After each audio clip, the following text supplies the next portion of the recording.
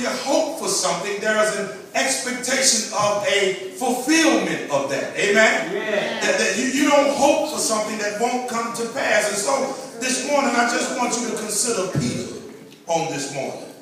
You know Peter, Jonah's son, the older brother of Andrew, the native boy of Bethsaida. You know Peter, the trained fisherman, James and John's boyhood friend.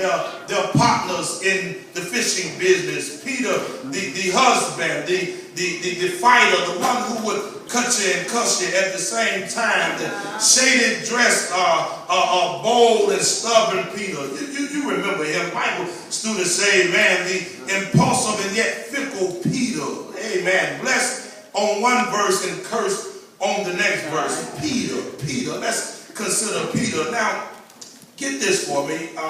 Mark chapter 15. Mark chapter 15. And you say, well, we're going to talk about Peter, but you're reading from Mark. Mark chapter 15. Let me help somebody. Mark was not an apostle. No, he was not. Mark was not an apostle of Jesus Christ. And Mark was not necessarily in the atmosphere or in the area when Jesus was doing what Jesus was doing.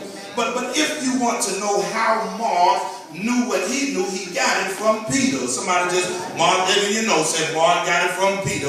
It was Peter who would tell Mark about the intimacies of God. It would be Peter who would tell Mark about the experiences of Jesus. It would be Peter who would sit Mark down and began to articulate to him in words what he needed to write down on pen and paper. And so some have even described this not as the gospel of Mark, but as the gospel according to Peter.